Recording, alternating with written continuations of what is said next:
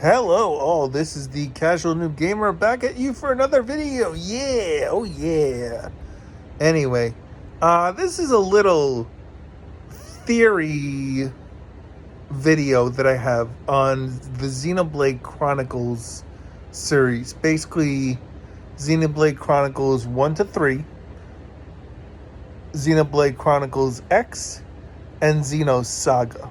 Now, I got this theory after watching a content creator named Luxon, who does amazing Xenoblade Chronicles recap videos, theory videos, and whatnot.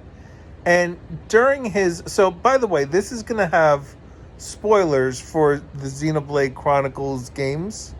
So, if you don't want to get any spoilers, and if you haven't played the games yet, I would not watch this video. I would enjoy the games because they are amazing. They are, in fact, my most favorite, if that is a proper use of the English language, most favorite video game series that there is, especially when it comes to story and gameplay. So, Luxon talked about in his explanation of what happened in Xenoblade Chronicles 3, how basically you had the two worlds, the worlds of Xenoblade Chronicles 1 and the world of Xenoblade Chronicles 2, that combined together to make Ayanos. I forget the name now. Oh my goodness, it's been maybe I need to replay them again. But yeah. So Aionios is the world of Xenoblade Chronicles 3, which is a combination of the two worlds, and the world of Xenoblade Chronicles 1 and the world of Xenoblade Chronicles 2, the actual worlds combined together to form Aionios, and then they were going to then separate apart. But in combining and separating, Luxon mentioned something. I don't remember exactly how he explained it, because, you know, I play the games, I understand the stories when I play them, and then I don't understand them, and I could always use to refresh and to learn a little better. But I thought he said something in his theory video, that something that you could take all the characters from Xenoblade Chronicles 1, 2, and 3 and stick them on their own, basically, kind of continent on our Earth, which is what Xenoblade Chronicles is based on, our Earth, and put it in like one of the oceans the vast oceans that we have, and no one on our Earth would even know that they were there. So now, I know people have said that Xenoblade Chronicles X and Xenosaga are not intertwined in story. But what if, after the events, as you would do a timeline, after the events of Xenoblade Chronicles 3, when the worlds, they got them to separate apart again, what if they came back together again and became Earth, and the people who lived in Xenoblade Chronicles 1, 2, and 3, all those different sets of people, all lived on our Earth now, post Conduit and post Klaus timeline. Even Klaus maybe would be there. I guess he would still be alive if we were to bring them kind of back again. So Xenoblade Chronicles X starts out with, we are escaping Earth because Earth is under attack by an alien species. What if Xenoblade Chronicles X had a DLC storyline that was kind of like a prequel explaining why these. I mean, I haven't finished Xenoblade Chronicles X, so I could be wrong. Maybe once I finish it, there's an explanation to why these aliens are trying to exterminate us Earthlings and destroy our Earth. But what if they had gone after the Earth because, as an alien species, they observed Klaus performing his experiment and activating, I guess it's the conduit, and creating Ores, Aeonios, all the different worlds, and they observed the planets combining and separating, and saw like power readings that were off the charts for them. So because they observed all this stuff, they wanted the conduit and came to Earth looking for it, and went to the area that the Xenoblade Chronicles 1, 2, and 3 people, where they were on Earth, and they came to our Earth looking for that and couldn't find it because at this point the conduit is kind of like poof, gone, disappeared, because the conduit experiment is over, and now Earth is back to its normal form with Klaus and all the people there, on this continent. And so in the Xenoblade Chronicles X DLC, you would be living the story of the people from all Xenoblade Chronicles 1, 2, and 3, and how they're dealing with the aliens invading, and watching us kind of go back and forth and deal with these aliens as they're coming down to Earth and visiting, and kind of explains to them that there's no conduit and whatnot. The aliens don't believe us. They want us, so they start attacking Earth, and they give us an ultimatum. And then that leads into Xenoblade Chronicles X. So then after that, at the end of that DLC, the members of the 3 Xenoblade Chronicles worlds, because they have technology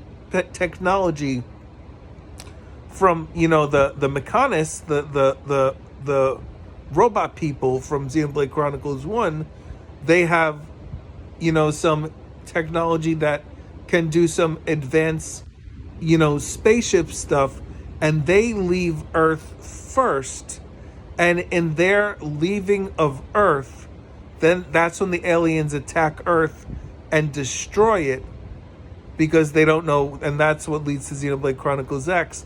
And then Xenoblade Chronicles X could then become a trilogy, or maybe just 2 games with maybe that DLC from Xenoblade Chronicles X, and that would be a secondary trilogy. And then Xenosaga, which has Cosmos in it, which is a character that they used as a blade in Xenoblade Chronicles 2. So that Cosmos was a part of Xenoblade Chronicles 1, 2, and 3 in some way, because Monolith does all that stuff and brings their characters over. It's kind of like the next iteration kind of stuff. But what if Xenosaga was, I don't know what the story is exactly for that one, but what if they did for that one, they did DLCs for those, they re-released those games, and in re-releasing them, they made DLC for those, where they connected that to Xenoblade Chronicles 1, 2, and 3, and that would be prior to the Klaus saga. So that would be the explanation how the conduit came to Earth in the stories of Xenoblade Saga, which, if I understand, is 2 games, and then they could have maybe a 3rd game in the Xenosaga, what they could call the trilogy, that would connect those stories to getting the conduit to Earth, where Klaus's scientific team can get a hold of that. So Xenosaga would be a trilogy, Xenoblade Chronicles 1 to 3 would be a trilogy, and Xenoblade Chronicles X would become a trilogy. So you would have 3 trilogies, all encompassing the Xeno series of games. Now, obviously, Monolith would, I guess Bandai has the rights to Xenosaga. I think I've seen, and Xenosaga is on PlayStation. So I don't know how keen Nintendo would be about doing that, unless they would want to then move Xenoblade Chronicles to multi-platform. Although I don't think Nintendo would want to do that. But what if that was a way to kind of connect all kind of 3 sets of games together? I mean, like I said, I don't know the full story of Xenoblade Chronicles X because I am currently playing the Switch release, and I am in chapter 6, I want to say.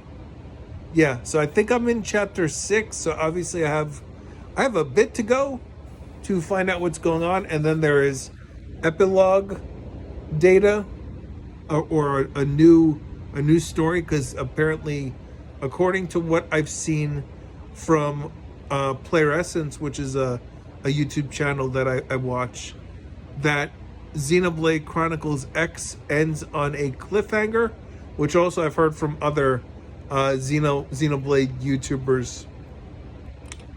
But the new story content in Xenoblade Chronicles X Definitive Edition addresses that cliffhanger for Xenoblade Chronicles X to kind of wrap up the story.